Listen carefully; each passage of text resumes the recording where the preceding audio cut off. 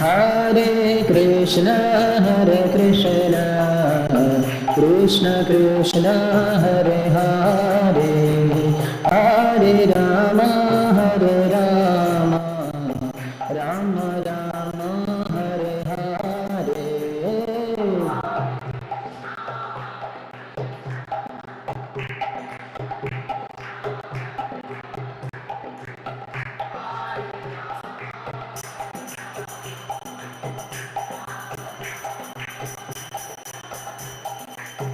Hare Krishna,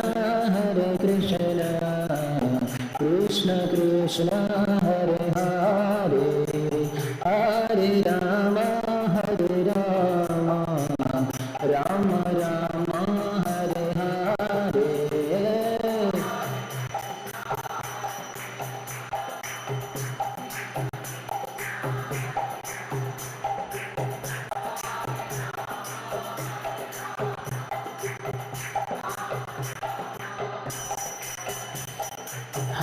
Hare Krishna, Krishna Krishna, Hare Hare, Hare Rama, Rama Hare Hare.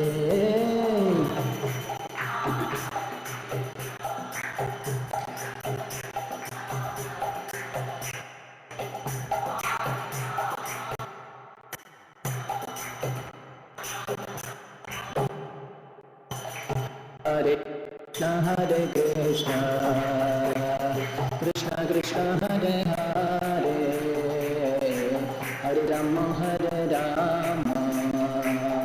Rama Rama, Hare Hare, Hare Krishna.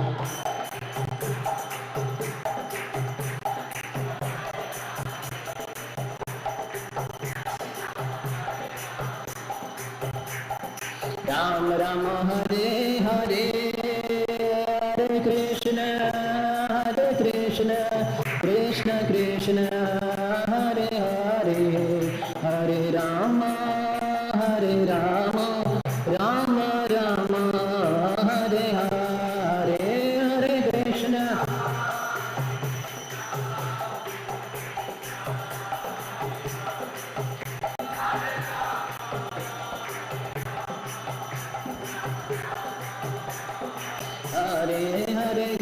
Hare Krishna, Krishna Krishna, Hare Hare, Hare Ram, Ram Ram, Hare Hare.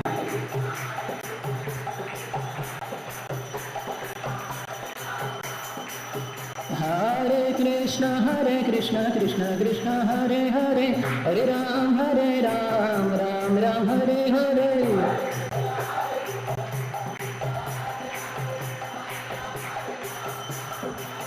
Hare Krishna, Krishna Krishna, Hare Hare, Hare Ram, Ram Ram, Hare Hare, Hare Krishna.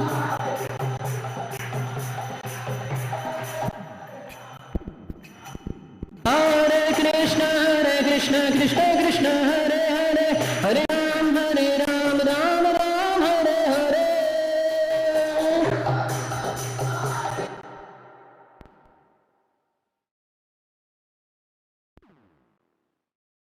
Krishna Hare Hare, Hare Ram, Ram Ram, Hare Hare, Hare Krishna.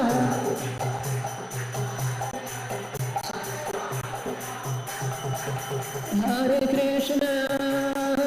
Krishna, Krishna Krishna, Hare Hare.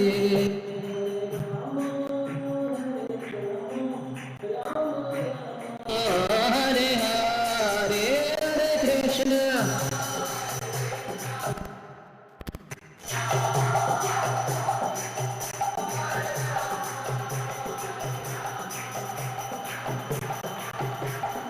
Hare Jaya Gauranitai, Jaya Gauranitai, Gauranitai, Jaya Gauranitai,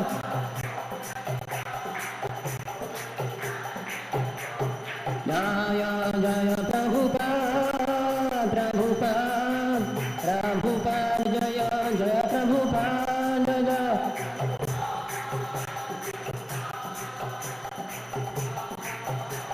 Nitai गौर हरिवाल हरिवाल हरिवाल गौर हरिवाल निताय गौर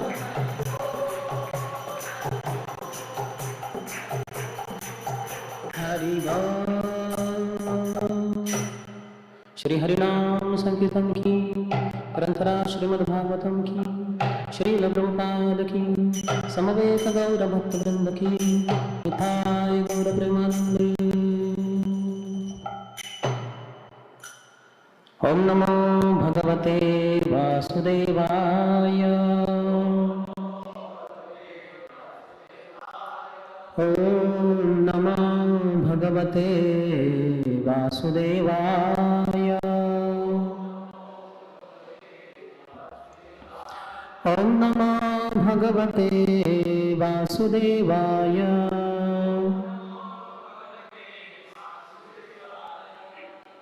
हरे कृष्ण। हम पढ़ रहे हैं श्रीमद् भागवतम छठा स्कंद अध्याय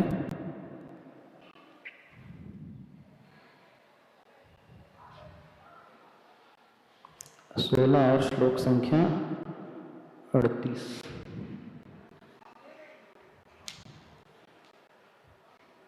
कृपया दोहराइए। विषय तृषो नर पशवो य उपासते विभूतिर्न परं त्वाम् तेषाम् आशीष ईशा तदनु विनश्यति यथा राजकुलम्। थोड़ा इसका डिवीजन अलग लग रहा है। इंग्लिश में है क्या?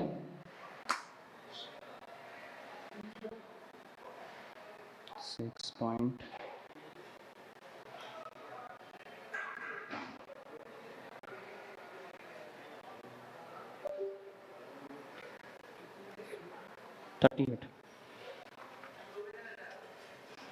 ओके भाई सही है। विषया तृषो नर पशवो य उपासते विभूतिर्न परं त्वाम् तेषाम् आशीष ईशा तदनु विनश्यन्ति यथा राजकुलम्। विषय तृषो नर पशवो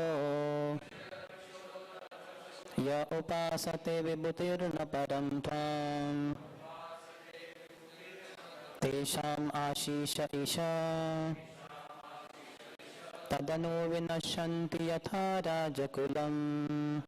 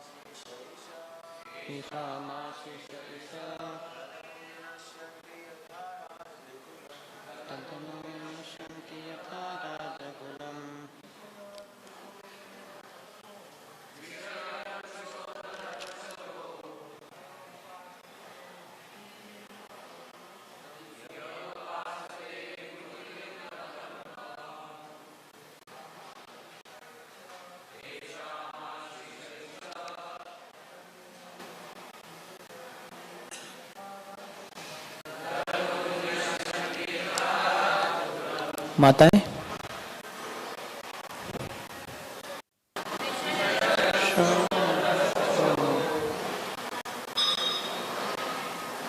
य उपासते विभूतिर्न परं त्वाम् तेषामाशीष ईशा तदनु विनश्यन्ति यथा राजकुलम्। विषय तृषो नर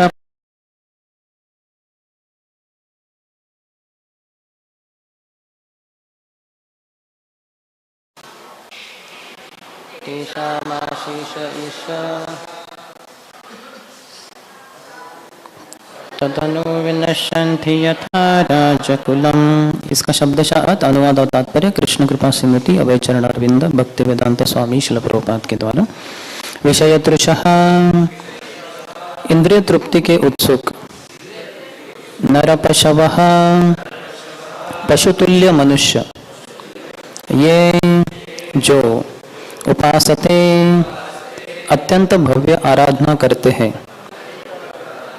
विभूति ही, परमेश्वर के लघु कण देवतागण। न नहीं, परम परमात्मा। त्वाम तुम, आपको। तेषाम उनका।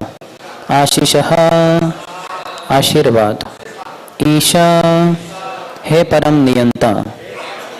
तत् उन देवताओं को।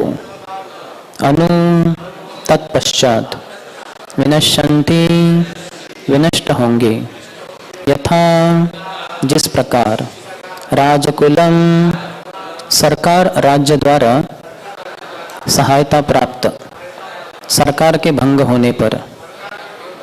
अनुवाद, हे भगवान, हे परमेश्वर, इंद्रिय तृप्ति के भूखे तथा विभिन्न देवताओं की उपासना करने वाले अज्ञानी पुरुष नरवेश में पशुओं के समान है। वे पाशविक वृत्ति के कारण आपकी उपासना न करके नगण्य देवताओं को, जो आपके यश की लघु चिन्हों का आदर कर सकते हैं किंतु वे पूजनीय नहीं है, जो मनुष्य देवताओं की पूजा करते हैं उनकी बुद्धि मारी गई होती है। ऋतज्ञानः, क्योंकि जगत का संहार होगा तो ये सारे देवता भी, जो जगत के विभागाध्यक्ष है, नष्ट हो जाएंगे। और जब देवता नष्ट हो जाएंगे तो उन्होंने अज्ञानी मनुष्यों को जो वर दिए हैं वे भी नष्ट हो जाएंगे। इसलिए भक्तों को चाहिए कि देवताओं की पूजा करके भौतिक ऐश्वर्य प्राप्त करने की इच्छा न करे, वरन ईश्वर की सेवा करे जो इनकी आकांक्षाओं को पूरा करने वाले हैं। भागवत दूसरा स्कंद तीसरा अध्याय 10वें श्लोक का वचन है। अकामः सर्व कामो वा मोक्ष काम उदारधिः तीव्रेण भक्ति योगेन यजेत पुरुषं परम। चाहे भौतिक कामनाओं से पूर्ण हो या उनसे मुक्त या मुक्ति का इच्छुक हो, व्यापक दृष्टि से बुद्धिमान मनुष्य को सभी प्रकार से परम पुरुष परमेश्वर की पूजा करनी चाहिए। यह सिद्ध मनुष्य का परम कर्तव्य है। जिसका रूप मनुष्य का और कर्म पशु जैसे होते हैं वह नर पशु या द्विपद पशु कहलाता है।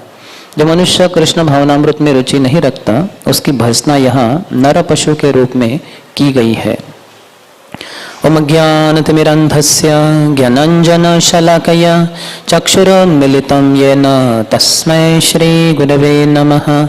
श्रीचैतन्यमनोभीष्टं स्थापितं येन भूतले स्वयं रूपः कदा मह्यं ददाति स्वपदान्तिकं।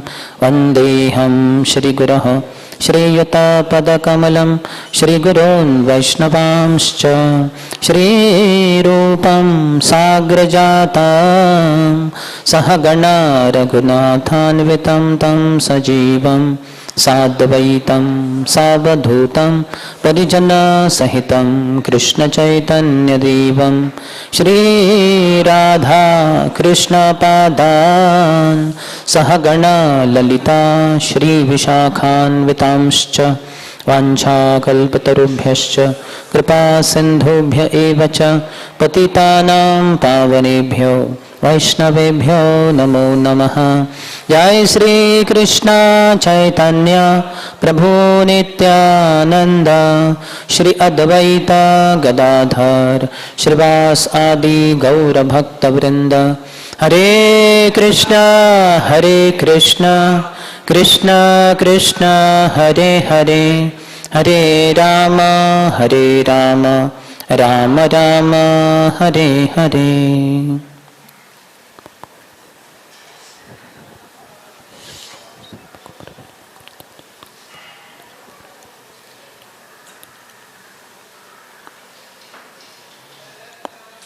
हरे कृष्णा। आज सुबह के श्रीमद् भागवत कक्षा में उपस्थित सभी भक्तों का हार्दिक स्वागत है और सबको हैप्पी न्यू ईयर नए वर्ष की शुभकामनाएं। वैसे तो ये अंग्रेजी समाज के अनुसार आज वो पहला दिन है, सनातन धर्म के अनुसार तो चैत्र महीने में होता है, फाल्गुन। और फिर जो ब्रह्म माधव गौड़ीय संप्रदाय में है उनके लिए गौराब्द होता है। जैसे ही गौर पूर्णिमा हो जाती है दूसरे दिन सुबह से ही गौराब्द, अब्द यानी साल, गौरांग महाप्रभु का साल शुरू हो गया। तो चैतन्य महाप्रभु प्रकट हुए थे 1486 में, तो तभी से लेके अभी तक 2023 तक जो भी होते हैं 537, 38 उतने साल हो गए। फिर गौर पूर्णिमा के अगले दिन गौराब्द 500 जो भी है 39 वगैरह शुरू हो जाएगा। तो ऐसे अलग अलग प्रकार के कैलेंडर्स हैं। तो ठीक है, वैसे तो हर ही दिन नया दिन है। अगर रात को सोने के बाद सुबह उठ गए, आंखें खुल गई, तो नया साल नया जीवन ही है, क्योंकि रात में ही हो सकता है चल बसे। तो उसी शरीर में उड़ गए तो हो गया, नया साल नया जीवन शुरू हो गया। तो वैसे तो शरीर हर क्षण बदलता ही रहता है। देहिनोस्मिन यथा देह कौमार यौवनम तो होता ही है, लेकिन साथ ही साथ हर क्षण हमारा जो शरीर की पेशियां है बदलती रहती है। और 7 साल में तो सभी पेशियां बदल जाती है, तो एक पूरा नया शरीर ही मिल जाता है 7 साल के बाद। तो इस तरह से देखा जाए तो नया साल जो है जो भी है, लेकिन भक्तों को हमेशा उत्साही रहना चाहिए, कृष्ण भावना भावित रहना चाहिए। हरे कृष्ण कृष्ण कृष्ण हरे हरे, हरे राम राम राम हरे हरे। इस महामंत्र का जब कीर्तन या जप करते हैं तो नए उमंगों के साथ एक नया जीवन ही शुरू हो जाता है। ये जीवन ही प्राण देता है हमें, ये जो मंत्र है यही हमारे जीवन को प्राण देता है। विद्या वधु जीवनम, तो ये बहुत ही महत्वपूर्ण है हरि नाम करना। तो यहाँ जो श्रीमद् भागवतम के 6ठे स्कंद के अंतर्गत हम चर्चा करते आए हैं कि राजा चित्रकेतु, जिनकी 1 करोड़ पत्नियां होने के बाद भी एक पत्नी भी नहीं, एक भी बच्चा नहीं था, तो उनको अंगिरा मुनि की कृपा से एक बच्चा तो प्राप्त हुआ, लेकिन इसके कारण उसी बच्चे के प्रति और उसकी जो माँ, उनकी प्रथम रानी कृतद्युति के प्रति इतना प्रेम, ये देखकर अन्य जो भी बचती है 99,99,999 जो पत्नियां थी, उनको बड़ा क्रोध आया। ये क्या है, हमारे पति हमें छोड़कर सिर्फ इसके ही प्रति रहते हैं, इसके प्रति जाते हैं इसके पीछे। तो उन्होंने उस बच्चे को जहर खिलाकर मार डाला। पर बाद में जब चित्रकेतु महाराज और उनकी पत्नी कृतद्युति बहुत शोक करते हैं, तो अंगिरा मुनि नारद मुनि को लेकर आते हैं और उनको अच्छा सा सदुपदेश दिया जाता है। ऐसे कहते हैं हमारे आचार्य कि नारद मुनि स्वयं उस मृत बच्चे को जीवित किए और खुद उसमें प्रवेश भी किए, और नारद मुनि ही उस मृत बच्चा जो जीवित हुआ है उसके द्वारा महाराज चित्रकेतु, कृतद्युति और अन्यों को उपदेश किए। तो वो सुनकर सभी को अच्छा लगा, समझ में आया शरीर नहीं हम आत्मा है, आत्मा का प्रवास जारी रहता है वगैरह वगैरह, भौतिक संसार से आसक्ति नहीं रखनी चाहिए। फिर चित्रकेतु राजा उनके होश ठिकाने पे आते हैं। उसी समय नारद मुनि उनको और आत्म साक्षात्कार, भगवत साक्षात्कार के बारे में प्रेरणा देकर कुछ उपदेश देते हैं। एक मंत्र देते हैं जिसका 7 दिन में जप करके चित्रकेतु महाराज इतने शुद्ध हो जाते हैं कि वो विद्याधर जो लोग हैं उनके राजा तो बनाए जाते हैं, लेकिन साथ ही साथ अति शुद्ध भक्त होने के भगवान संकर्षण के दर्शन के लिए भी पात्र हो जाते हैं। तो यहाँ वो देख रहे हैं संकर्षण भगवान के साथ उनकी, इस अध्याय का शीर्षक ही है राजा चित्रकेतु की परमेश्वर से भेंट। ये परमेश्वर कौन से हैं? ये संकर्षण भगवान हैं। तो जिनसे ये पिछली बार हमने फोटो दिखाया था शायद, तो उनसे उनकी मुलाकात हुई। वहाँ देखे कि 4 कुमार भी हैं जो उनसे प्रवचन सुन रहे हैं। बहुत अच्छा भक्तों ने पिक्चर ड्राइंग किया। तो इसमें हम देखते भगवान संकर्षण बीच में है, चतुर्भुज रूप, शंख चक्र गदा पद्म धारण किए, और 4 कुमार है ब्रह्मा जी के 4 पुत्र। और वहां जाके चित्रकेतु महाराज पहुंच जाते हैं और भगवान की सुंदर प्रार्थनाएं भगवान को अर्पण करते हैं। ये जो प्रार्थनाएं हैं ये आती है 34वें श्लोक से 48 श्लोक तक। आज हम 38वां श्लोक देख रहे हैं, यानी 34, 35, 36, 37, 38, हम करीबन 5वें श्लोक पे है। जो उनकी प्रार्थना ये आगे जारी रहेगी 48 श्लोक तक, 48 तक। तो सभी जो प्रार्थना होती है उनमें सामान्यतः संबंध, अभिधेय और प्रयोजन, संबंध, ज्ञान, अभिधेय, प्रयोजन, इन 3 चीजों की चर्चा होती है। संबंध यानी हमारा भगवान के साथ क्या संबंध है, भगवान का इस प्रकृति के साथ क्या संबंध है इत्यादि। और अभिधेय यानी हमारा जो भगवान के साथ शाश्वत संबंध है। हम तो आत्मा है, हम शरीर है ही नहीं। ये आत्मा शरीर में है लेकिन हम शरीर नहीं है। लेकिन बद्धावस्था में हम सोचते हैं कि हम ही शरीर है, फिर आईने में जाके देखते हैं रोज सुबह कितना अच्छा लिख रहा हूँ, फिर ये करता हूँ वो करता हूँ, अपने आप को और सुंदर बनाता हूँ। लेकिन हम सुंदर, ये शरीर तो जाने ही वाला है, हम शरीर है ही नहीं, ये तो हर क्षण बदल रहा है। तो मूर्ख लोग जो रहते हैं बद्धावस्था में अपने शरीर को ही सजाने धजाने में पूरा सुबह उठ कर रात के सोने तक वही करते रहते हैं। वही रोज सुबह चैतन्य महाप्रभु जो उठ के जाते थे, उदिलो अरुण पूरब भागे द्विजमणि गौरा अमनि जागे भक्त समूह लैया साथे गेला नागर ब्राजे। रोज सुबह जल्दी जल्दी महाप्रभु उठ जाते थे और अपने सहपाठियों के साथ वो नगर संकीर्तन के लिए नवद्वीप के हर एक द्वीप में जाते थे। आज सुबह में जब आ रहा था तो देखा भक्तगण भी कुछ 7-8 भक्त आ रहे थे नगर संकीर्तन करते करते यही मंदिर के। तो बहुत ही अच्छा है, महाप्रभु के पद चिन्हों पे हम चल रहे। तो उसमें वो कहते हैं कि कैसे जीवात्मा रात पूरी सोने में गवा देता है और दिन भर अपने शरीर को सजाने धजाने में। दिवस शरीर साजे, दिन भर हम शरीर को सजा धजाते रहते हैं। तो ये नहीं करना चाहिए। जितना जरूरत है शरीर को, यानी आत्मा को शरीर में रहने के लिए जितना जरूरत है उतनी ही चीजें करनी चाहिए, उतना ही खाना चाहिए, उतना ही सोना चाहिए, उतने जो भी चीजें हैं वो करनी चाहिए। तो वो दूसरा अभिधेय जो है उसमें हमारा शाश्वत आत्मा का शाश्वत भगवान के साथ जो शाश्वत संबंध है शाश्वत धाम में, उसको ही शाश्वत धर्म या सनातन धर्म कहते हैं। सनातन आत्मा की सनातन भगवान के साथ जो सनातन संबंध सनातन धाम में है उसको सनातन धर्म कहते हैं। 4 चीजें। कितने सारे लोग कहते हैं कि हम सनातन धर्मीय हैं, उनको पूछिए सनातन धर्म क्या है, 99% से अधिक लोगों को आएगा ही नहीं उत्तर देना। प्रभुपाद ने ये इंट्रोडक्शन जो है परिचय भगवद्गीता उसमें ये परिभाषा दी है, सनातन जीव का सनातन भगवान के साथ सनातन धाम में जो सनातन संबंध है उसको सनातन धर्म कहते हैं।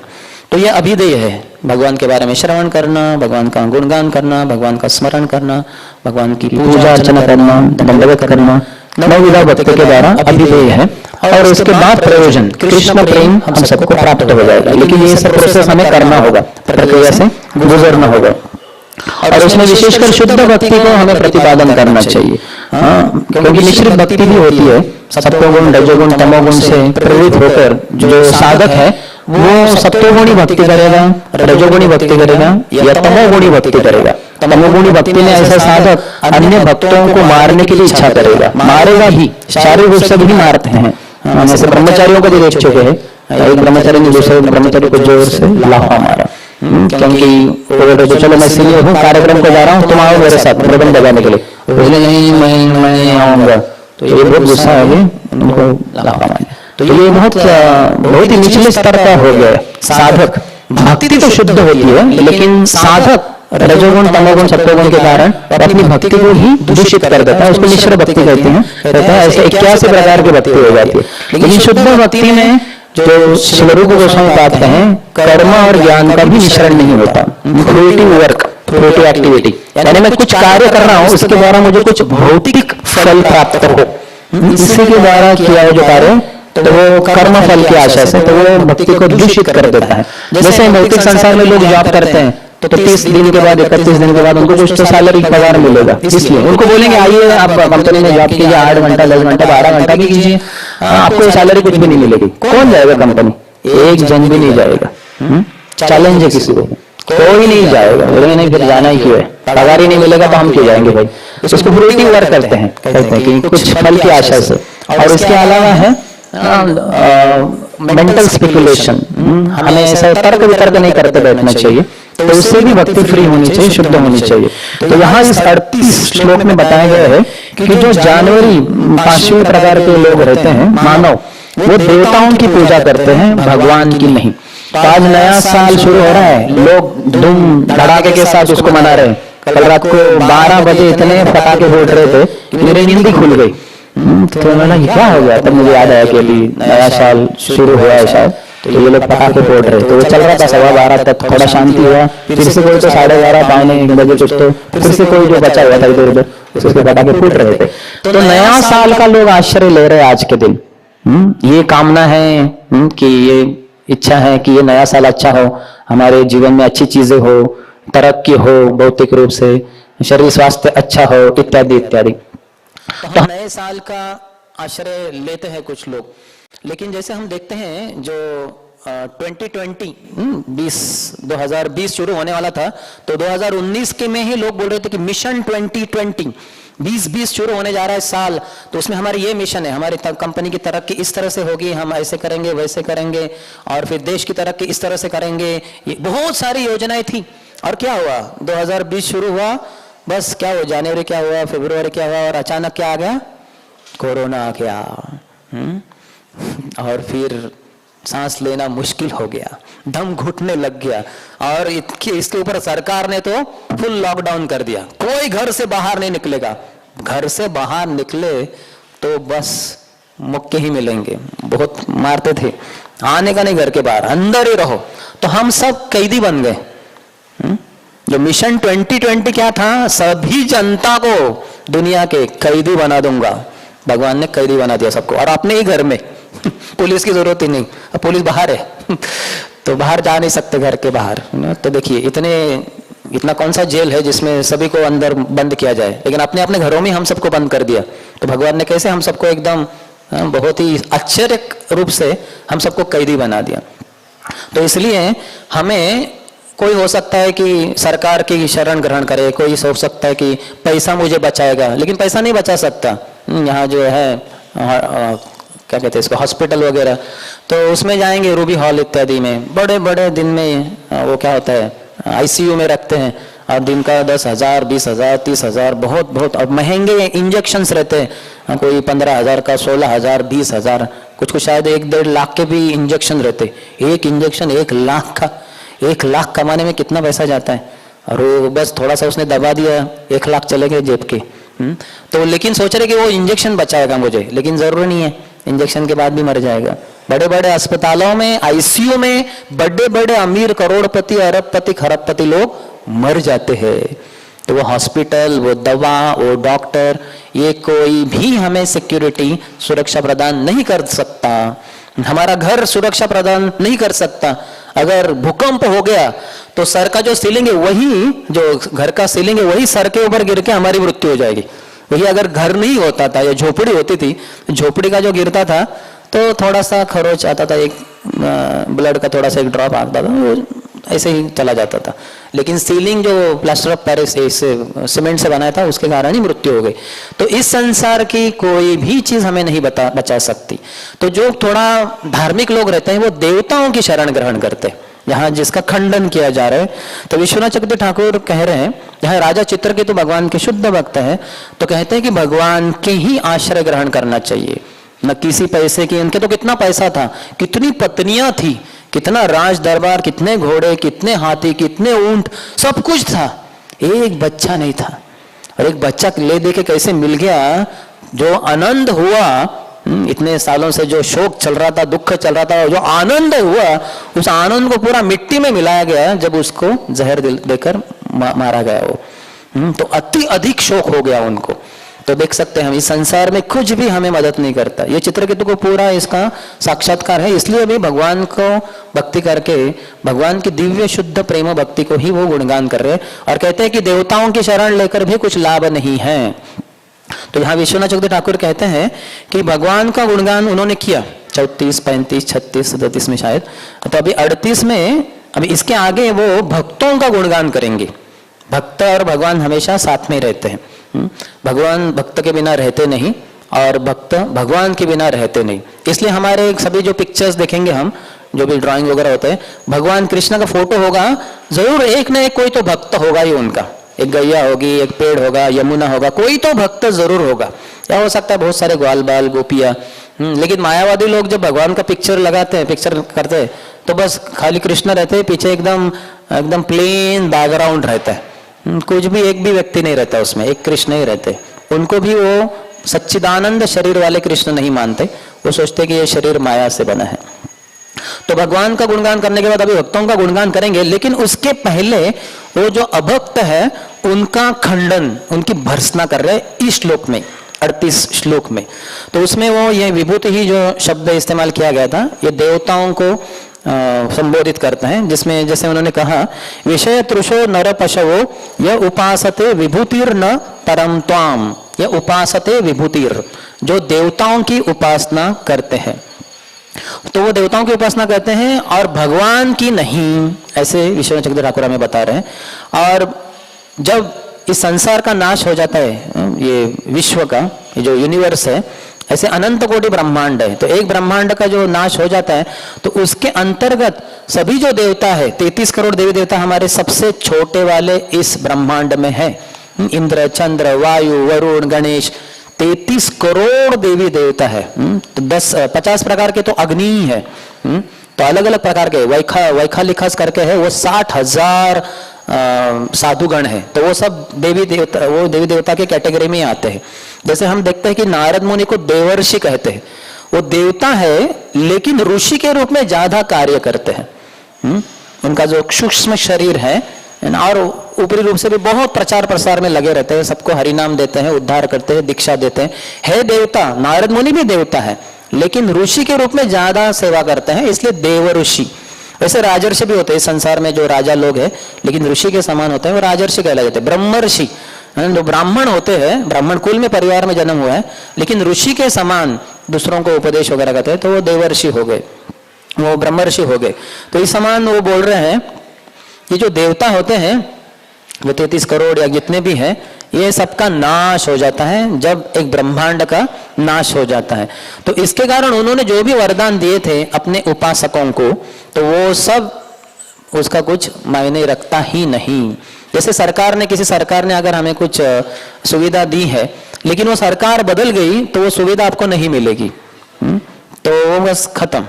जैसे पेंशन भी हम देखते हैं ना, जैसे समझिए आपके बूढ़े पिताजी है जो सरकारी अफसर रहे, तो जब वो रिटायर्ड हो गए तो उनको पेंशन मिलेगा, तो पेंशन मिलता जाएगा। अभी पिताजी तो बूढ़े हो गए, उनको कुछ ज्यादा जरूरत नहीं, बच्चे लोग उसको अच्छे से स्वीकार करेंगे। लेकिन जैसे ही पिताजी की मृत्यु हो गई, पेंशन रुक गया और इनको अभी कुछ नहीं मिलने वाला।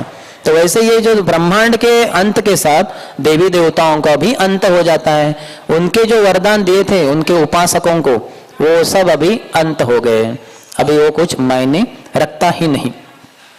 तो जैसे वो उदाहरण दे रहे हैं, जैसे एक राजा होता है, तो राजा ने जो भी सहूलियत जो भी दी है सुविधा किसी जनता को, कुछ विशिष्ट व्यक्तियों को, जैसे वो राजा बदल गया तो फिर वो जो दी गई है सुविधा वो भी बदल गई, अभी वो नहीं प्राप्त होगी इनको।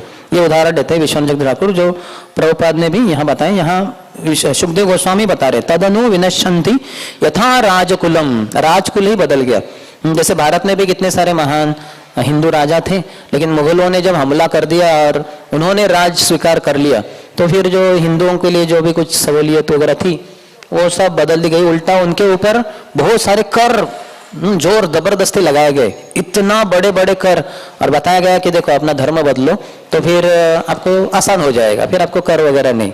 तो बेचारे हिंदू लोग भी परेशानी के कारण वगैरह फिर अपना धर्म अंतर करते थे इत्यादि। तो हम देख सकते हैं कि देवताओं की उपासना और भगवान की भक्ति, इसमें क्या अंतर है। तो सर्वप्रथम देवताओं की भक्ति नहीं होती, देवताओं की उपासना होती है। तो वो अंतर है। भक्ति का मूल धातु संस्कृत में है भज। भज जो है भजन, ये भगवान के लिए ही लागू होता है। जो शाश्वत है उसको ही भज कहते हैं और उससे ही भक्ति या भक्त शब्द आता है। और जो क्षणभंगुर है उसको उपासना कहते हैं। जैसे लोग कहते हैं ना, जो एक कोई तो चातुर्मास का व्रत करते हैं, तो वो थोड़े समय के लिए होता है, या फिर कुछ ऐसा एक व्रत होता है थोड़े समय के लिए, लेकिन हमेशा के लिए शाश्वत काल के लिए जो होता है वो भज धातु उसको इस्तेमाल होता है और उसी से भक्ति या भक्त शब्द आता है। तो देवताओं के कभी भक्त नहीं बन सकते, हम उपासक बन सकते हैं। हिरण्यकश्यप, हिरण्याक्ष, रावण, कुंभकर्ण, कितने सारे राक्षस देवताओं की उपासना करते हैं। ब्रह्मा, शिव जी, ये दो प्रमुख देवता हैं जिनकी उपासना प्राय काफी सारे लोग करते हैं, और वो लोगों में भी राक्षस आसुर लोग करते हैं। हम देख सकते हैं रावण ने उपासना की थी शिव जी की, और ये जो हिरण्यकश्यप था उन्होंने उपासना की थी ब्रह्मा जी की, और ऐसे बहुत सारे ये होते हैं। तो ऐसे तो 33 करोड़ देवी देवता है, लेकिन उनकी शक्ति कम है, तो उनमें बहुत अधिक शक्ति ब्रह्मा जी की होती है। तो हम जो जानते हैं, हम जो है अभी धरा, ये पृथ्वी के अलावा ऐसे हजारों अन्य ग्रह भी हैं जो सब भूर लोक के अंतर्गत आता है। इसके ऊपर भूवर लोक है, उसके ऊपर स्वर्ग लोक है जहां प्रायः देवता रहते हैं, उसके ऊपर जनलोक, उसके ऊपर तपलोक, फिर महरलोक, फिर सत्यलोक यानी जो ब्रह्मलोक है जहां ब्रह्मा जी रहते हैं।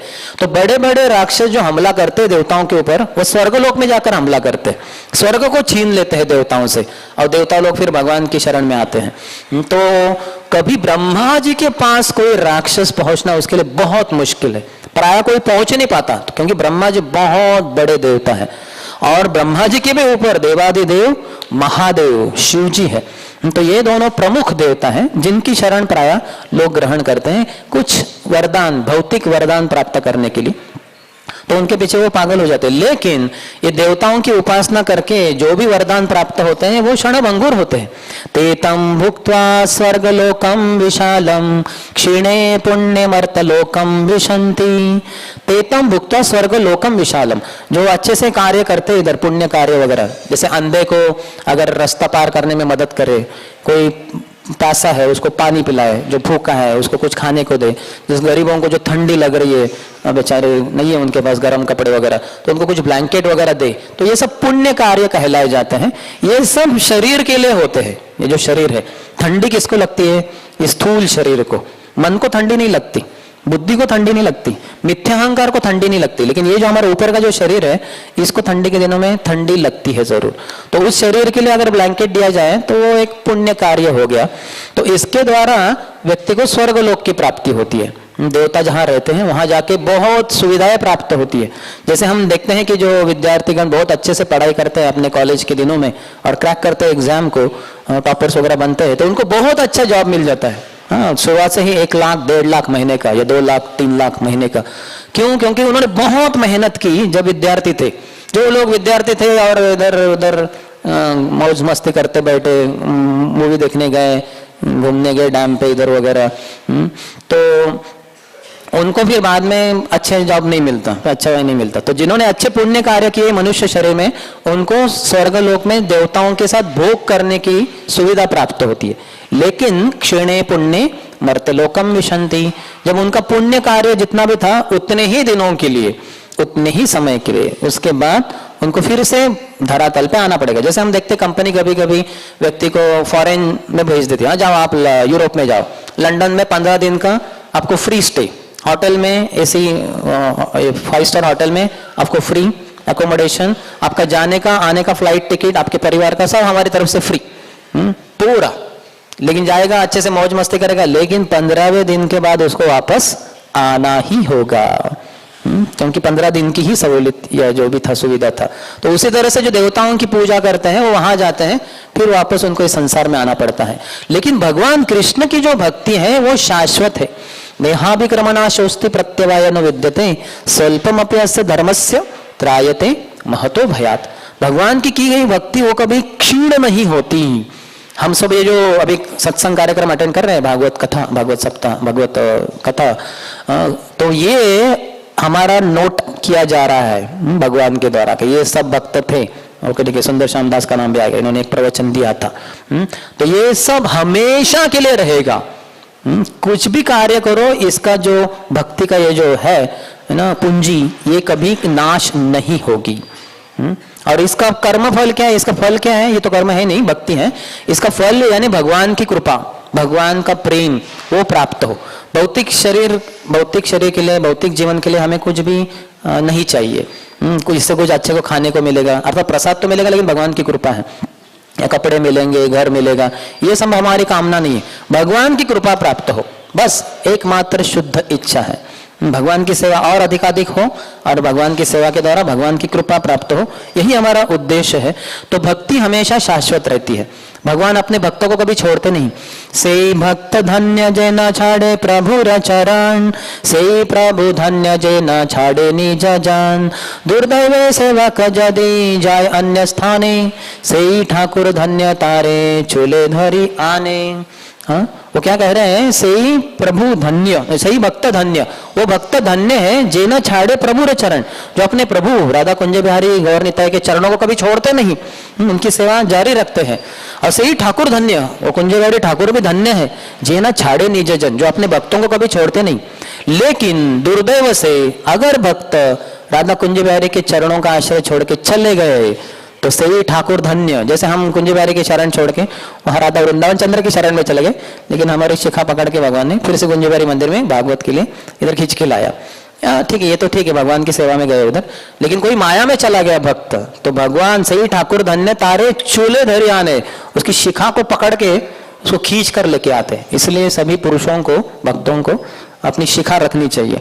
कुछ गलत कदम उड़ गया अपने से तो भगवान या भगवान के प्रतिनिधि गुरु या भक्त हमारी शिखा पकड़ के खींच के लेके आएंगे। अगर शिखा ही नहीं है तो कैसे पकड़ेंगे वो, तो शिखा होनी चाहिए। माता जी को जरूरत नहीं, माता जी की बहुत लंबी शिखा वेणी के रूप में है तो वो अच्छे रहते, लेकिन प्रभुओं के लिए शिखा कंपलसरी है जिससे द्वारा भगवान हमें खींच सके। तो हम देख सकते हैं भगवान कितने दयालु है, अपने भक्तों को कभी छोड़ते नहीं। वही रामायण में भगवान रामचंद्र भी कहते हैं सकृदेव प्रपन्नो यस तवस्मीति याचते अभयम सर्वदा तस्मै ददामि एतद्व्रतम मम।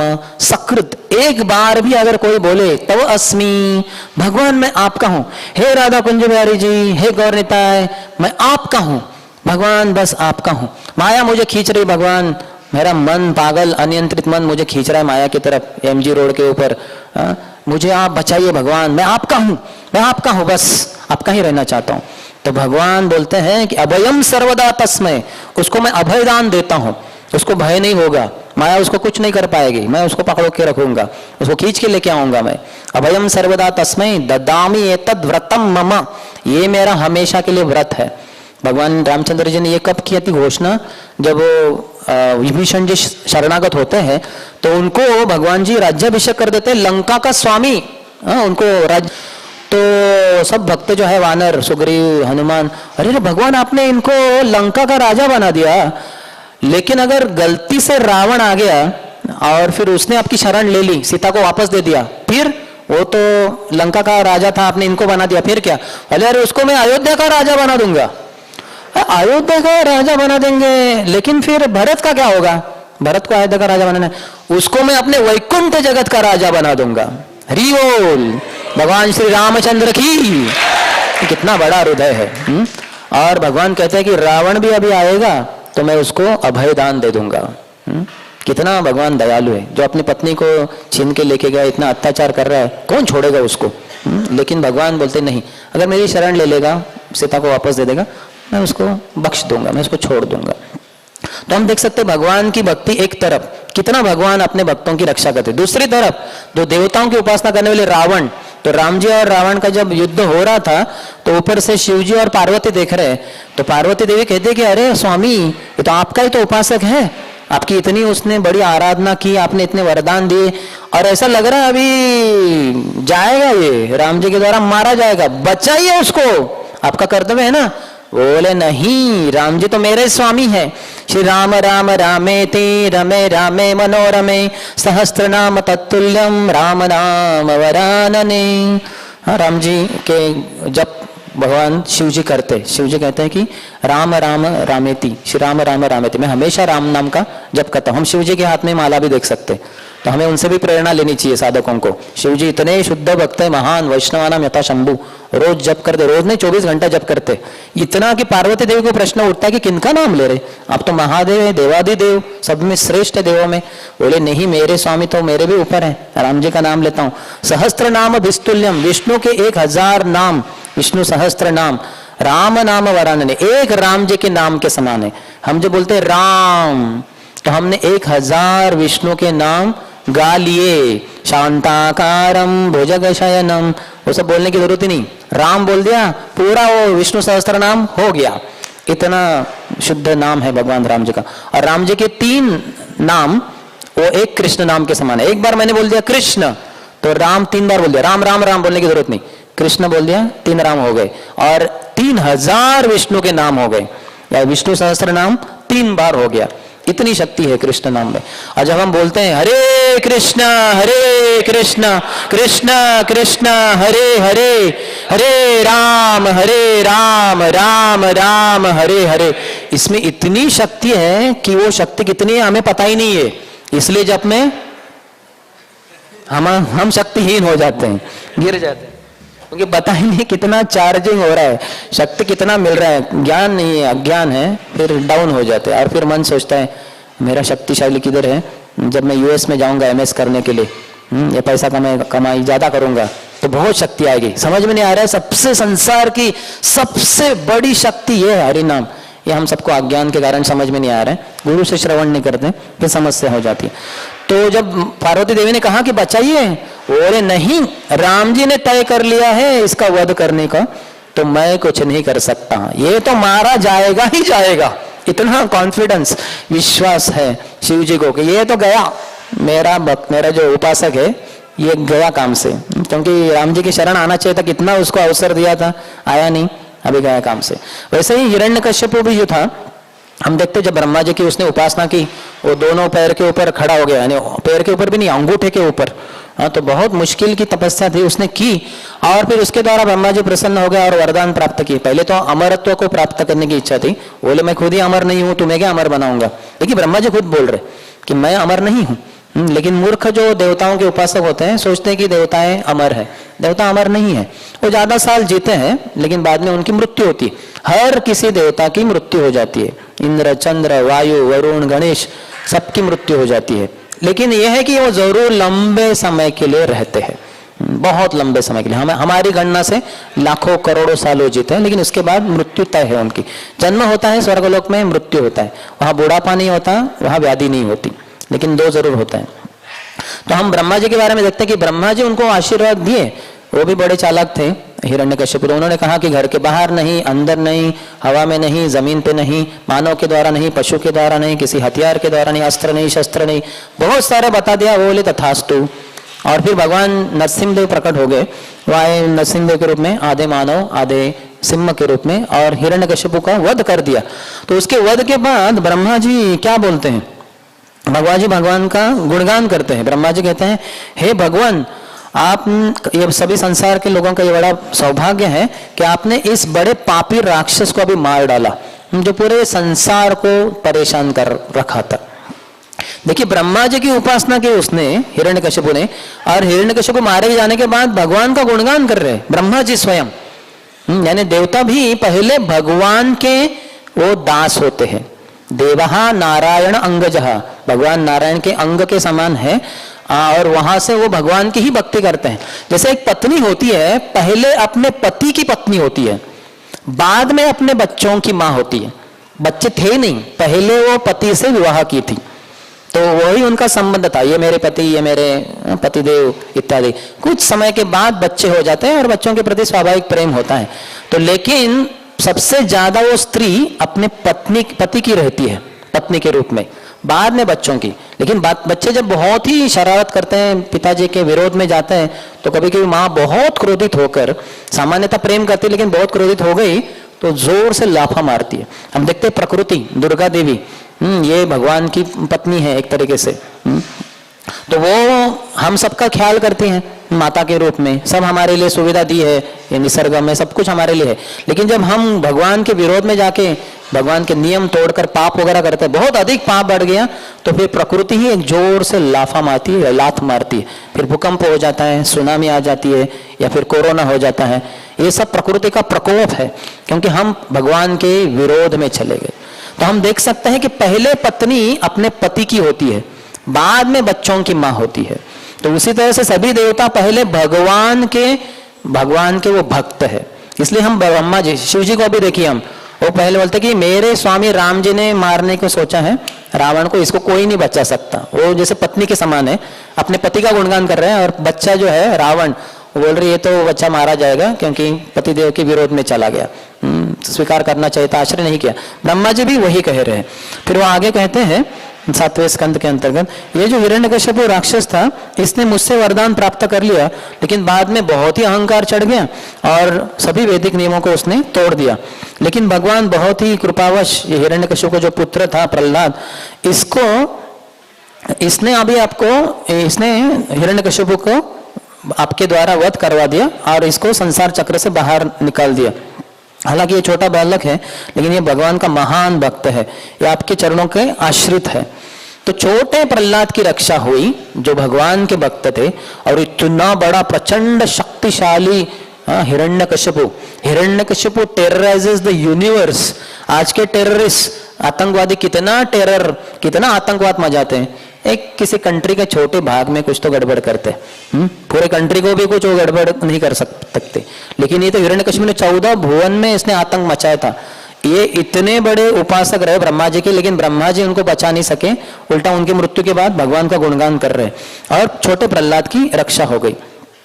फिर बाद में भगवान जो है वो कहते हैं 30वें श्लोक में 10वें अध्याय के 7वें स्कंद में भगवान ब्रह्मा जी को थोड़ा सा प्रताड़ित करते हैं, थोड़ा सा उनको कुछ कठोर वचन बोलते हैं कि हे ब्रह्मा जी, आप हालांकि पद्म से, एक कमल से पैदा हुए हैं, लेकिन आप ये सर्प रूपी जो हिरण्यकश्यप राक्षस था, इसको जैसे आप दूध पिला रहे थे, तो एक सर्प को दूध पिलाकर वो कुछ हमारे ऊपर एहसान नहीं करेगा, उल्टा उसका जहर और अधिक बढ़ जाएगा और बहुत जहर आपके शरीर में वो दंश के रूप में डाल देगा। तो इसलिए इसको नहीं करना चाहिए था आपने इस राक्षस को ऐसा वरदान क्यों दिया कि जो बहुत ही ईर्ष्यालु है। तो मैं आपको ये चेतावनी देता हूं, I warn you not to give such benedictions to any demon again. ऐसे किसी भी राक्षस को आगे से कभी वरदान मत देना, ठीक है? आपको चेतावनी दे रहा हूं, खबरदार ब्रह्मा जी। तो देखिए ब्रह्मा जी को खबरदार बोल रहे भगवान, कितने शक्तिशाली है भगवान। तो इस तरह से हम देख सकते हैं कि जो देवतागण होते हैं वो अपने उपासकों की रक्षा नहीं कर पाते हैं, और देवता स्वयं भगवान के भक्त हैं। यम ब्रह्मा वरुणेन्द्र रुद्र मरुतये स्तुन्वन्ति दिव्यैस्तवै वेदे सांग पदक्रम उपनिषदैर् गायन्ति यम सामगा ध्यानावस्थित तद्गतेन मनसा पश्यन्ति यम योगिनो यस्यान्तं न विदुसुरसुरगणा देवाय तस्मै नमः। श्रीमद् भागवतम के अंतिम अध्याय में 12वें स्कंद के 13वें अध्याय के पहला श्लोक में बताया गया है कि कैसे यम ब्रह्मा वरुण रुद्र इंद्र मरुत सभी देवता भगवान का गुणगान करते हैं। स्तुन्वन्ति दिव्यैस्तवे, दिव्य स्तुति करते हैं। वेदे सांग पद क्रम उपनिषदेर, वेदों में जो पद है क्रम है उपनिषदों में भगवान का ही गुणगान किया है। जो ध्यान में बैठने वाले योगी गण हैं वो भी भगवान के ऊपर ही ध्यान करते हैं। भगवान का आदि उनका अंत ये देवताओं को असुरों को किसी को भी समझ में नहीं आता, ऐसे भगवान को मैं वंदना करता हूँ। तो हम स्वाभाविक रूप से देख सकते हैं कैसे देवतागण होते हैं वो भगवान की आराधना करते हैं, भगवान की उपासना करते हैं, भगवान के महान भक्त है। शुद्ध भक्त नहीं होंगे शायद, लेकिन भगवान के महान भक्त हैं, हमसे तो बहुत ही अच्छे भक्त हैं। तो इसलिए देवताओं की जो स्थिति है उसको हमें ठीक से समझना चाहिए। जब कभी देवतागण, हम जो बालक होता है माँ को बोलता है कि माँ देख मुझे थोड़ा 10,000 रुपये चाहिए किसी कारण से इधर उधर, तो पिताजी को मत बताना। तो माँ अगर उसके चंगुल में आ गई और दे दिया और उसने उसका गलत इस्तेमाल किया, कुछ तो गलत तरीके से शराब पी वगैरह, तो बाद में जब पिताजी को पता चलता है तो माँ को डांटते हैं, अरे तुमने ऐसा क्यों किया, तुमने क्यों पैसे दिए, मैंने तुम्हें दिए थे ना, तुमने उसको क्यों दिए। वो हो गए थे कि उसने मांगे वगैरह, और फिर बच्चे को जोर से लाफा देते वगैरह कि तुमने शराब क्यों पी। तो हम देख सकते हैं उसी तरह से जो भगवान है देवता है और देवताओं के उपासक है। देवताओं के उपासक भगवान को भूलकर देवताओं से कुछ शारीरिक भौतिक सुविधा प्राप्त करना चाहते हैं, फिर बाद में वो खुद ही उस चंगुल में फंस जाते हैं और उस समस्या हो जाती है। और ले देखे देवतागण तो हमें इस भव सागर से बाहर निकाल ही नहीं सकते। हमारा जो जन्म मृत्यु के चक्कर में हम फंसे हुए हैं, इसमें कोई भी एक भी देवता हमें मदद नहीं कर सकते। मुक्ति प्रदाता सर्वेशाम विष्णुरेव न संशयः, मुक्ति प्रदान की जाती है सिर्फ विष्णु के द्वारा, यानी राम नृसिंह वराह वामन कुर्म कृष्ण, इनके द्वारा ही मुक्ति प्राप्त हो सकती है। बाकी इंद्र चंद्र वायु वरुण गणेश ये कभी भी हमें जन्म मृत्यु के चक्र से बाहर नहीं निकाल सकते। तो कौन सा मूर्ख होगा तो थोड़ी कुछ सुविधा के लिए देवताओं की उपासना करेगा और फिर जन्म जन्मांतर में दुखी भोगता रहेगा, जन्म मृत्यु के चक्कर में फंसा रहेगा। ऐसा कोई मूर्ख ही व्यक्ति होगा। भगवान कहते हैं कि वो कहते हैं कि जो देवताओं की उपासना करते हैं वो मूर्ख होते हैं। तद भवति अल्पमेधसाम, कम बुद्धि वाले लोग हैं जो देवताओं की उपासना करते हैं। वो 7वें अध्याय के 20वें श्लोक में भगवान कहते हैं, 19वें श्लोक में तो कहते बहुनाम जन्मनाम अंते ज्ञानवान नाम प्रपद्यते, बहुत करोड़ों जन्मों के बाद जो बुद्धिमान है, ज्ञानवान है, वो मेरी शरण में आता है। लेकिन आगे 7वें अध्याय के 20वें श्लोक में कहते हैं कामैस्तैस्तैरुतज्ञान प्रपद्यन्ते अन्य देवतः तम तम नियममास्थाय प्रकृत्या नियता स्वयः।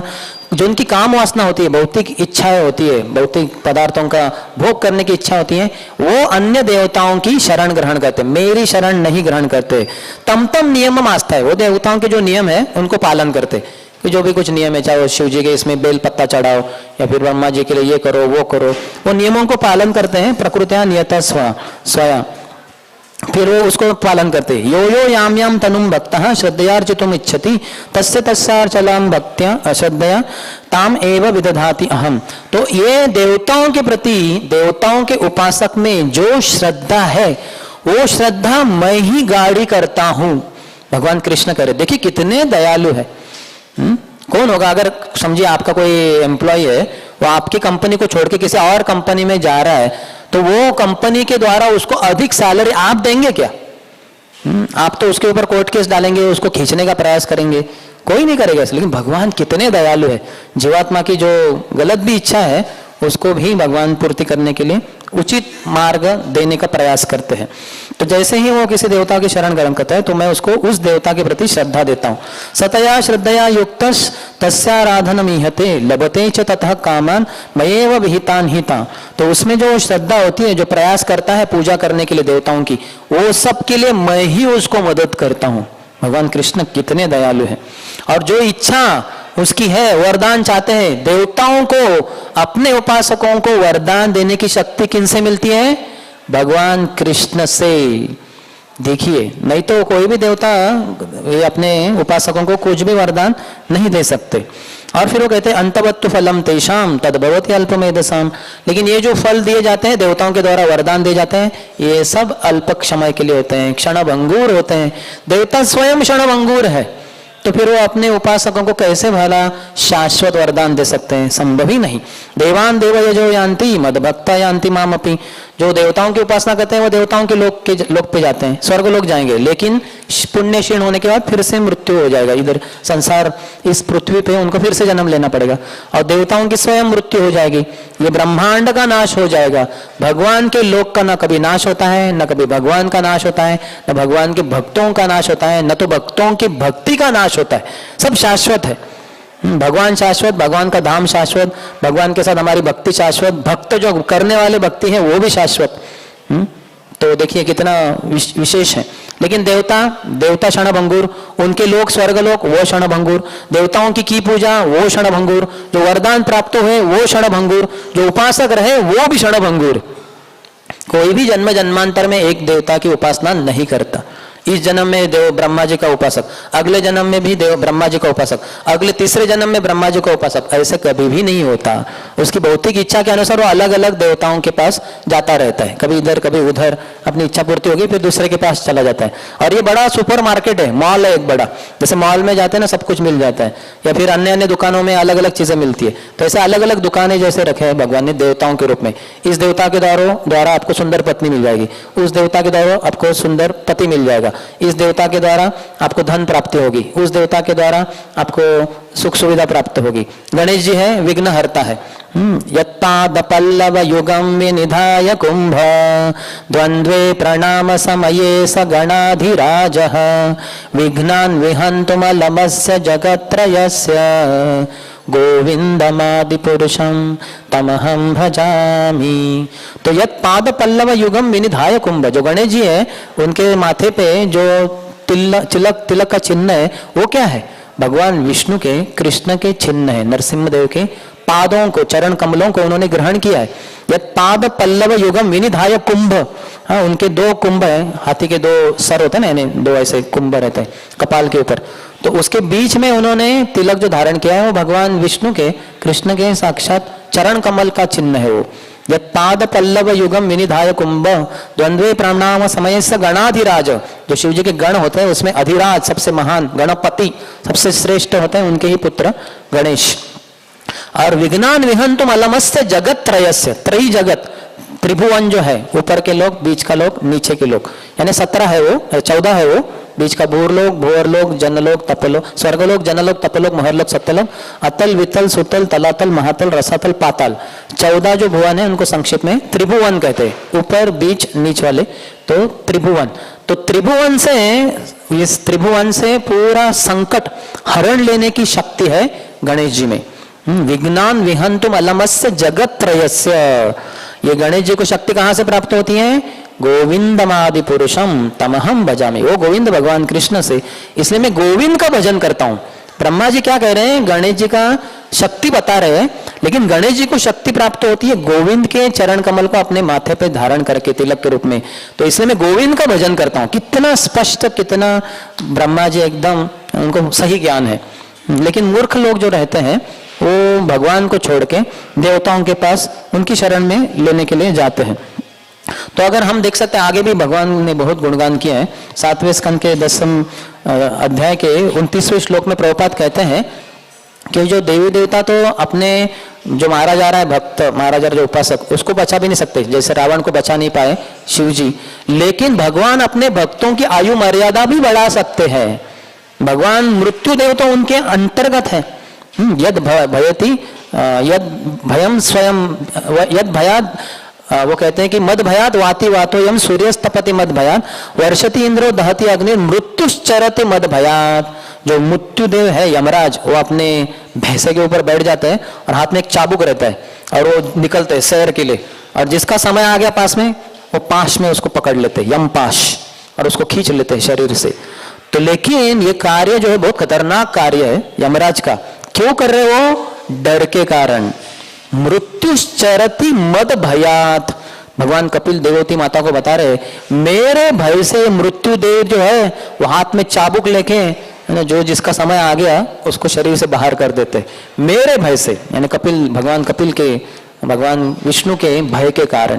तो हम देख सकते हैं यमराज भी भगवान से भयभीत रहते, तो यमराज भी भक्तों को मृत्यु नहीं दे सकते। अगर भगवान की इच्छा रही तो अपने भक्ति की आयु मर्यादा भी बढ़ा देंगे। जैसे प्रभुपाद का उदाहरण हम दे सकते हैं कि 2 बार उनको हृदय विकार के झटका आया जब वो जलदूत पे जा रहे थे, 1965 में जा रहे थे मालवाहु जहाज जलदूत के ऊपर। तो प्रभुपाद कहते इतना तीव्र था वो झटका हृदय रोग का कि तीसरा आता था तो शायद मृत्यु ही हो जाती थी, लेकिन वो आया नहीं। भगवान ने वो संचालन किया उस नौका का, और सभी जो देवी देवता, सभी जो भगवान के अवतार थे वो प्रकट हो गए, प्रभुपाद को आशीर्वाद दिए। और भगवान कृष्ण ने स्वयं कहा कि भक्तिवेदांत स्वामी आप चिंता मत कीजिए, आप जाओ अमेरिका में जाओ, प्रचार करो मेरे नाम रूप गुण लीला इत्यादि का, मैं आपके लिए सब व्यवस्था कर चुका हूं, आप बस प्रस्थान करो। और हम देखते हैं कि गए प्रभुपाद 1965 में सितंबर में, और सितंबर 65 हुआ, 66 हुआ, कुछ तो 67 के अंत में ही प्रभुपाद को एक कुछ तो हुआ, पता नहीं स्ट्रोक हुआ क्या, हृदय विकार का झटका आ गया। तो प्रभुपाद बीमार हो गए, अस्पताल में लेके गए उनको, बहुत कुछ हालत नाजुक थी। तो उस स्थिति में भी प्रभुपाद बच गए। प्रभुपाद ने तभी कहा था अगर तीसरा झटका आता था तो मेरी मृत्यु हो जाती थी। तो एक तरीके से वो तीसरा आया जब वो अमेरिका में थे 1967 में, लेकिन फिर भी उनकी मृत्यु नहीं हुई, क्योंकि भगवान ने उसी समय भक्तों ने प्रभुपाद से कहा प्रभुपाद मत जाइए। प्रभुपाद कहें भगवान की जो इच्छा है वही होती है, लेकिन आपकी इच्छा है कि मैं रहूं, तो फिर हमारे जो भी मंदिर है, उस समय थे 20-25 जो भी मंदिर थे, सभी मंदिरों में 24 घंटा हरिनाम संकीर्तन करो और भगवान से ये प्रार्थना करो, नरसिंह देव से इत्यादि, कि भगवान अगर आपकी इच्छा हो तो हमारे स्वामी प्रभुपाद का कुछ कार्य बचा हुआ है तो आप कृपया उनको और थोड़ा अधिक समय प्रदान करें, आपकी इच्छा है तो भक्तों ने वो कीर्तन किया 24 घंटा, और जरूर प्रभुपाद रहे, सदस्य में रहे, 68, 69, 70, 71, 72, 77 तक रहे। अभी वही प्रभुपाद जानते थे कि कृष्णा भी चाहते हैं कि मैं भगवत धाम वापस चला जाऊं, तो जैसे सदसत में प्रयास किया था 24 घंटा कीर्तन, वैसे 77 में भी कर सकते थे। और प्रभुपाद कह सकते थे भक्तों को कि अभी प्रार्थना करो कि स्वामी का कार्य बचा है, नहीं, प्रभुपाद का कार्य हो चुका था। जो भगवान ने उनको भेजा था गोलोक वृंदावन से इस धरातल पे हम सबका उद्धार करने के लिए, जो फाउंडेशनल लेवल पे नींव डालने के रूप में इस्कॉन संस्था, बीपीटी भक्तिवेदांत बुक ट्रस्ट इत्यादि, वो जो और कुछ तो 108 मंदिर, हजारों शिष्य, लाखों किताबें वितरण हो रही थी, वो आगे कार्य चलता ही रहेगा। तो प्रभुपाद का कार्य अंत हो गया, तो प्रभुपाद को पूछा गया आपकी कुछ अंतिम क्या इच्छा है, मृत्यु के पूर्व पूछते हैं, तो प्रभुपाद कहें किछु इच्छा नहीं, कोई इच्छा नहीं, क्योंकि जो कार्य उनको भेजा गया था करने के लिए वो सब उन्होंने अच्छी तरह से, बहुत ही अच्छी तरह से कर दिया। और आगे कार्य तो उनके शिष्य, शिष्यों के शिष्य, वो तो 10,000 साल के लिए चलता ही जाएगा। तो हम देख सकते हैं कि भगवान कैसे अपने भक्तों की आयु मर्यादा बढ़ा सकते हैं, इसलिए भगवान विशेष है। तो इसलिए लोगों को बताया जाता है कि देवताओं की पूजा के बजाय भगवान की भक्ति करे। अकामो सर्व काम व मोक्ष काम उदारधि तीव्रेण भक्ति योगेन यजेत पुरुषम परम। परम पुरुष भगवान कृष्ण की आराधना करनी चाहिए।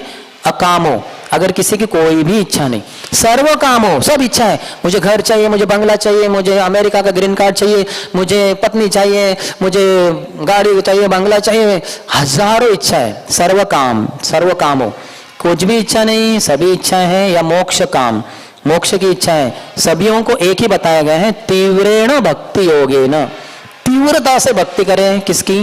परम पुरुष भगवान कृष्ण की। और यहाँ तक कि जो भक्त होते हैं उनके ऊपर तो भगवान के बहुत सारे आशीर्वाद होते हैं, लेकिन फिर भी कभी कभी कुछ विशेष भक्त कभी कभी भगवान की सेवा के लिए कभी कभी देवताओं की आराधना करते हैं। जैसे हाल ही में हमने सुना कि जो हमने देखा कि कार्तिक महीना जैसे ही अंत होता है कात्यायनी व्रत शुरू होता है। कात्यायनी व्रत किन्होंने किया था? कात्यायनी कौन है? कात्यायनी महामाया दुर्गा देवी है, शिव जी की पत्नी। तो उनकी आराधना की किसने? 1 महीने के लिए गोपियों ने। गोपियां तो भगवान की सर्वश्रेष्ठ भक्तिन है, तो उनको क्या जरूरत थी? वो चाहते हैं कि कात्यायनी महामाये, हे कात्यायनी महामाये, नंद गोप सुतम देवी पतिम में। ये नंद गोप जो है, नंद महाराज सुतम, उनके जो पुत्र है ना कृष्ण, वो हमें पति के रूप में चाहिए, तो कृपया देवी हमें उनको पति के रूप में प्राप्त करवा दीजिए। तो उसके लिए उन्होंने आराधना की थी। तो कर रहे हैं वो देवता की या देवी की आराधना, लेकिन इच्छा क्या है? कृष्ण की प्राप्ति। तो इसलिए कर सकते हैं, अर्थात हमें जरूरत नहीं है, हमारे लिए प्रभुपाद ने कुंज बिहारी दिया है, ये काफी है, देवताओं के पास जाने की जरूरत नहीं। और वैसे ही जब इस्कॉन के पहले दिनों में गुरु कृपा प्रभु जो थे, उन्होंने प्रभुपाद को पूछा, जब एनओडी में उन्होंने पढ़ा कि जो गणेश जी है ये सभी विघ्न हरण करने में मदद करते हैं, तो फिर और हमें जो संपत्ति चाहिए, इस्कॉन के लिए डोनेशन चाहिए, तो क्या हम प्रभुपाद हम गणेश की आराधना करें? थोड़ा धन लक्ष्मी इत्यादि आए इत्यादि, इसके लिए उसमें जो भी कुछ विघ्न आ रहे वो थोड़े मिट जाए वगैरह। प्रभुपाद ने कहा अगर आप कृष्ण की भक्ति कर रहे हैं तो जरूरत नहीं है, कृष्ण तो लक्ष्मीपति है। लेकिन ठीक है, आप बोल रहे हैं कि जो विघ्न आ रहे हैं डोनेशन प्राप्त करने में, तो उसके लिए गणेश जी की आराधना ठीक है, कर सकते हैं, क्योंकि आप गणेश की आराधना कर रहे हैं, लेकिन किस हेतु से? कृष्ण के लिए डोनेशन, दान प्राप्त करने के लिए, जिससे कृष्ण के लिए मंदिर बने, कृष्ण के भक्तों की सेवा हो इत्यादि, तो नो प्रॉब्लम। तो भक्तों ने फिर गणेश जी की आराधना कुछ समय के लिए की थी, इस्कॉन के कुछ भक्तों ने, गुरु कृपा प्रभु इत्यादि ने। जरूरत नहीं है, क्योंकि जब हम भक्ति कर रहे हैं तो भगवान के तो आशीर्वाद मिलते ही हैं, भक्तों के और उसमें देवताओं के भी आशीर्वाद मिलते हैं। रोज सुबह जब हम उठते हैं, सुबह सुबह 4 बजे 4:30 बजे इधर मंगल आरती के लिए आते हैं, सभी देवतागण उपस्थित रहते हैं आसमान में। ये जो पुजारी होता है ना, यहाँ पूजा करके जब वो बाद में प्रभुपाद को 3 बार ऐसे घुमाता है या 1 बार, बाद में वो ऐसे घुमाता है, वो किसको घुमा रहा है? वो पूरे देवता जो उपस्थित है, ये श्री राधा कुंज बिहारी मंदिर हॉल में सभी देवता ऊपर, आप तो सब नीचे रहते जमीन के ऊपर, लेकिन हवा में सब देवता है, ब्रह्मा, शिव जी, गणेश, इंद्र, चंद्र, वायु, सभी देवता इधर उपस्थित होते हैं। तो उनको वो पुजारी अंत में उनको भी दिखाता है, अर्थात भक्तों को भी दिखाता है। कभी कभी पुजारियों को भी पता नहीं होता, ऐसे हर भक्तों को करता रहता है। लेकिन अगर आप पंचरात्र प्रदीप पढ़ेंगे, जो ब्राह्मण दीक्षा जिनका हुआ है उनके लिए बहुत सारे लिखे गए हैं किताबें, तो उसमें बताया कि देवताओं के लिए है, विशेषकर देवता वहां उपस्थित होते हैं उस मंदिर हॉल में, जब भगवान की आराधना हो रही है। यम ब्रह्मा वरुणेन्द्र रुद्र मरुतई स्तुन्वन्ति दिव्य स्तवे, जैसे हमने कहा, तो सब ब्रह्मा जी, शिव जी सब यहाँ उपस्थित रहते हैं, तो उनकी भी आराधना होती है। तो इसलिए हमें बस और किसी की भी पूजा अर्चना करने की जरूरत नहीं, देवताओं को जरूर सम्मान करना चाहिए। जैसे अगर कोई भक्त जा रहे हैं रोड के ऊपर और शिव जी का मंदिर है, तो शिव जी को जरूर ऐसे हाथ जोड़कर बोल सकते हैं कि वैष्णवा नाम यथा शंभु, हे शिव जी आप महान भक्त हैं, तो आप कृपया हमारे भक्ति में भी मदद कीजिए, हम भी भगवान के महान भक्त बड़े।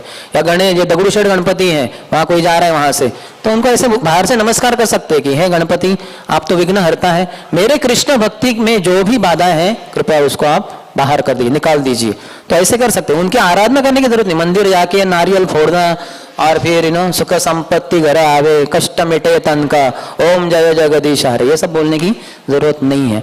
काफी सारी मूर्खता होती है आज के समाज में, वैदिक ज्ञान का प्रचार प्रसार नहीं हो रहा है। जैसे एक शायद एक गीत है, भक्ति गीत तो नहीं है शायद, लेकिन देवा हो देवा गणपति देवा तुमसे बढ़कर कौन, और तुम्हारे भक्त जनों में हमसे बढ़कर कौन, स्वामी हमसे बढ़कर कौन, ऐसा कोई तो बॉलीवुड सॉन्ग है शायद किसी।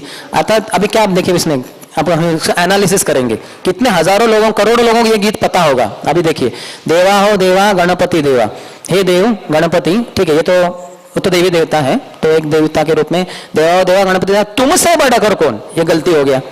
उनसे बढ़कर तो उनके पिताजी हैं शिव जी, देवादि देव महादेव, गणेश से भी ऊपर है महादेव, और महादेव के ऊपर विष्णु है, और विष्णु के स्त्रोत कृष्ण है, तो यहां गलत हो गया। और आगे तो सुपर गलत, और तुम्हारे भक्तजनों में, तीसरा लाइन गलत, क्योंकि देवताओं के भक्त होते नहीं, भक्ति सिर्फ भगवान की होती है, देवताओं की नहीं, देवताओं की सिर्फ पूजा होती है। और तुम्हारे पूजकों में, ऐसा बोल सकते थे, लेकिन वो बोल रहे आओ तुम्हारे भक्तजनों में, और अंतिम में तो क्या कहते हैं, अल्ट्रा मिस्टेक, और तुम्हारे भक्तजनों में हमसे बढ़कर कौन, मुझसे बढ़कर कोई नहीं, तो मूर्खता का हाइट हो गया, इतना अहंकार कि मेरे जैसा कोई भक्त ही नहीं पूरे संसार में, है गणेश आपका।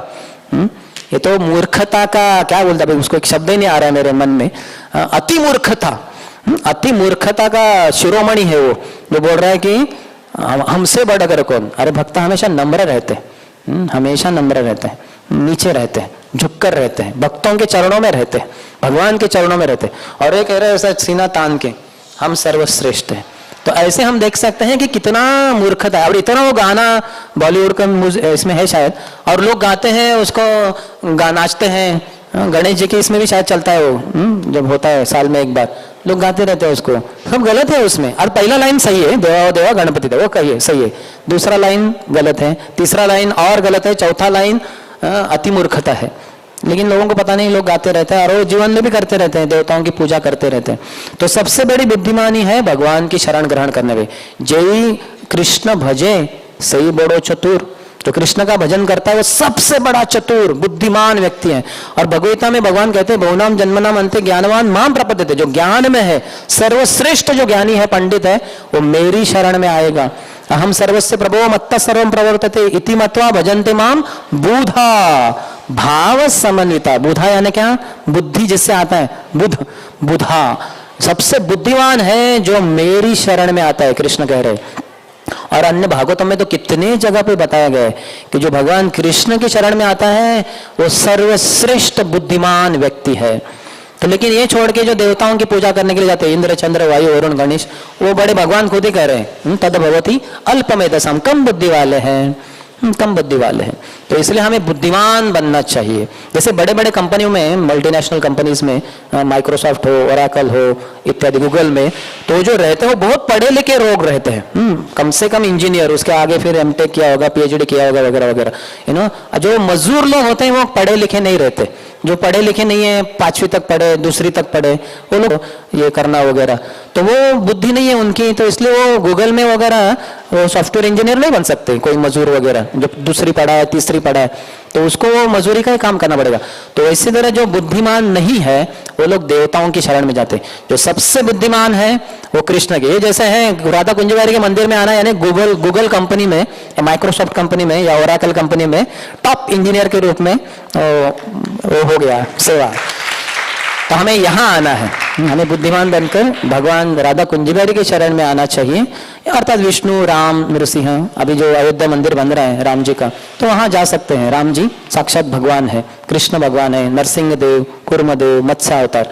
लेकिन देवताओं की शरण जाने की जरूरत नहीं, लेकिन देवताओं का अपमान भी नहीं करना है, क्योंकि वो भी भगवान के भक्त हैं। जैसे एक भक्त दूसरे भक्तों का हमेशा सम्मान करता है, उसी तरह से हमें देवताओं को सम्मान करना है, लेकिन पूजा करने की जरूरत नहीं। आराधना भक्ति तो उनकी होती ही नहीं कभी, भक्ति से भगवान की ही होती है।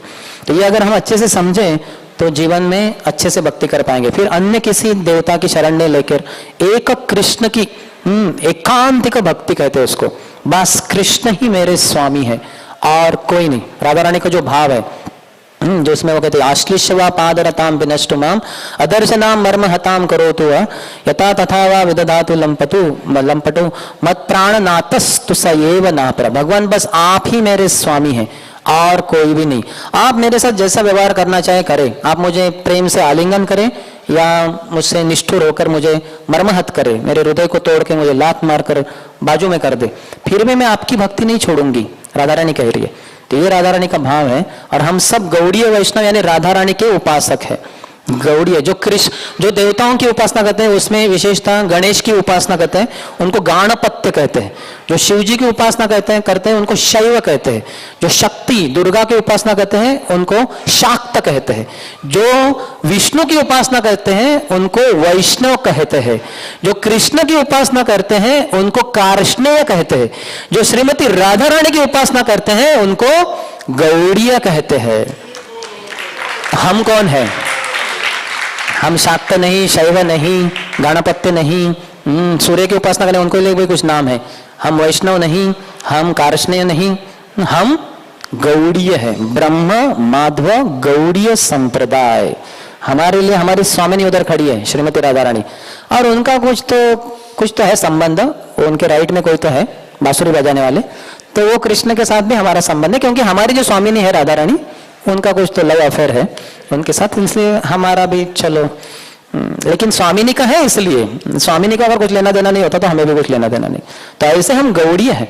तो हम तो अर्थात कृष्ण विष्णु वैष्णव है एक तरीके से, लेकिन उसमें भी गहराई में जाए तो हम गौड़ीय है, राधा रानी के उपासक है। तो हमारे लिए तो और कुछ भी नहीं।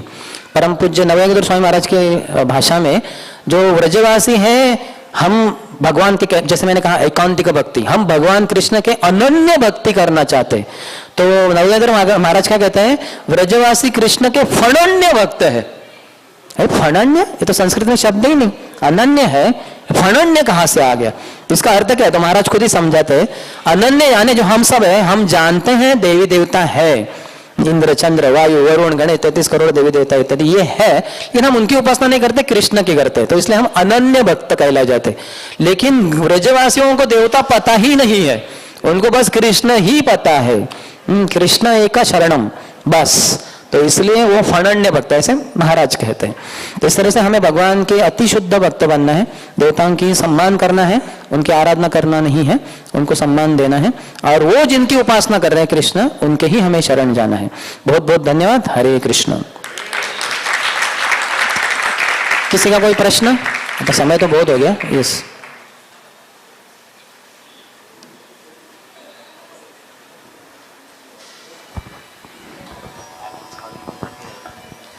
हरे कृष्ण प्रभु। हरे कृष्ण। बहुत बहुत धन्यवाद। बहुत ही प्रेरणादायक प्रवचन था आपका, जिसमें आपने बहुत अच्छी तरह से स्पष्ट किया कि मतलब हमें अन्य देवी देवताओं की शेल्टर लेने की कोई आवश्यकता नहीं है। केवल हमने भगवान का ही आश्रय लेना मतलब जीवात्मा के उन्नति के लिए आवश्यक है। प्रभु जी, मेरा क्वेश्चन ये था कि प्रवचन के शुरुआत में जैसे आपने कहा कि हम सभी आत्मा है, शरीर नहीं है। लेकिन हम प्रवचन के द्वारा ये सुनते हैं तो हमें केवल ये थियोरेटिकली पता है कि हम शरीर नहीं है, आत्मा है। तो ये वास्तविक साक्षात्कार नहीं है। तो फिर ये वास्तविक साक्षात्कार कैसे प्राप्त करके उसको हम कैसे टिका के रख सकते हैं? उसके लिए उस स्तर पर कार्य करना होगा, और वो कार्य ही भक्ति है। जैसे हम प्रभुपाद के शिष्यों को देख सकते हैं, ऊपरी रूप से देखा जाए तो काफी सारे हिप्पी भी थे जो पीना, सिगरेट फूकना, ऐसे बैकग्राउंड से भी थे, ऐसी उनकी पार्श्वभूमि थी। लेकिन प्रभुपाद के संग में आ गया और प्रभुपाद का ये संस्था बढ़ता गया 1965-66, और उसमें इतने कार्यरत हो गए सक्रियता से कि सेवा के कारण इनको इधर जाना पड़ा, उधर जाना, कोई बुक डिस्ट्रीब्यूशन कर रहा है, कोई उस अलग जगह पे जाके मंदिर खोल रहा है। इतना सक्रियता से भाग लिया उन्होंने कि वो लोग आगे जो भक्ति करते गए तो वो आत्मा के स्तर पे आ गए। पहले तो कितना शारीरिक स्तर पे थे, सिगरेट फूकना, शराब पीना, ड्रग्स भी ले रहे थे कुछ लोग। तो लेकिन वहां से यानी शारीरिक स्तर में भी सबसे नीचे ये सब है, फूकना वगैरह। वहां से लेके आत्मा के स्तर पे हमसे कम समय में वो पहुंच गए, क्योंकि बहुत अधिक सेवा भक्ति की उन्होंने प्रभुपाद के निर्देशन के अनुसार। तो हमें भी ऐसे महान भक्तों के अंतर्गत रहकर जब हम अधिकाधिक सेवा करेंगे कृष्ण की, तब हम ऊपर आएंगे आत्मा के स्तर पे। उस स्तर पर आने तक हमें वो समझ में नहीं आएगा कि वो होता क्या है। जैसे आप जब तक हवाई जहाज में न बैठे और उड़े नहीं, तब तक आपको समझेगा नहीं कि वो अनुभव क्या होता है। हवाई जहाज में बैठना ही पड़ेगा, यहाँ से हमें समझ में नहीं आएगा, हाँ ऊपर जा सकते हैं टेरेस पे, लेकिन वो जो हवाई जहाज में बैठकर क्या होता है उसके लिए हवाई जहाज में ही बैठना होगा, वो हवाई जहाज को उड़ना होगा। तो उसी तरह से हमें उस स्तर पर जो है भक्त, उनके शरणों का आश्रय लेकर उनके निर्देशनानुसार उनसे श्रवण करके, उनसे प्रश्नोत्तर करके और उसके अनुसार जीवन बिता के ही हम आत्मा के स्तर पे आ सकते हैं। नहीं तो फिर बहुत समय जा सकता है, बहुत समय लगता है, आत्मा साक्षात्कार के लिए ही बहुत समय जाता है। ठीक है, यस। और कोई? यस।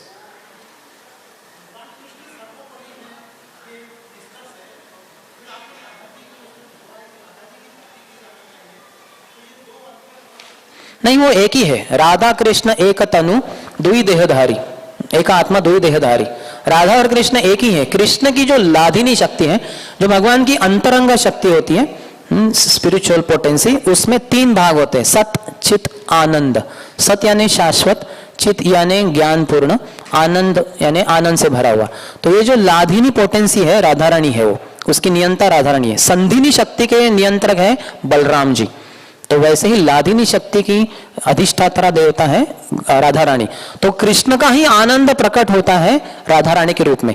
जैसे आपका आनंद है, आप देख नहीं सकते, लोग देखेंगे आपका थोड़ा ऐसा हो रहा है, यानी आप कुछ तो आनंद हुआ है आपको, आप भी जाके स्माइल देख सकते हैं आईने में, लेकिन आपके आनंद को आप देख नहीं सकते, उसका रूप नहीं है। उसको एहसास किया जा सकता है लेकिन रूप नहीं। लेकिन भगवान के आनंद का रूप है, वो साक्षात श्रीमती राधा रानी है, वो भगवान से अभिन्न ही है। राधा कृष्ण एक आत्मा दुई देहधारी, उन्होंने 2 देह धारण किए। लेकिन बाद में वही श्लोक में चैतन्य चरितामृत में बताया गया है, ये 2 जन बाद में ये अलग एक आनंद को प्राप्त करने के लिए फिर से एक हो गए, और वो है हमारे गौरांग महाप्रभु, जिसके द्वारा वो राधा रानी का भाव लेकर और राधा रानी की कांति को लेकर, राधा भाव द्युति स्वलितम नवमी कृष्ण स्वरूपम, राधा का भाव और कांति द्युति को स्वीकार किया उन्होंने, यानी ऊपर से द्युति और अंदर से जो भाव हृदय का, तो इसलिए वो गौरांग महाप्रभु है। ठीक है, और कोई? ओके, तो ये इंडिकेशन है कि अभी अंत करना होगा। बहुत बहुत धन्यवाद। हरे कृष्ण। ग्रंथराज श्रीमद् भागवतम की जय, श्रील प्रभुपाद की, समवेत गौर भक्त वृंद की, पिताय गौर प्रेमानंदे।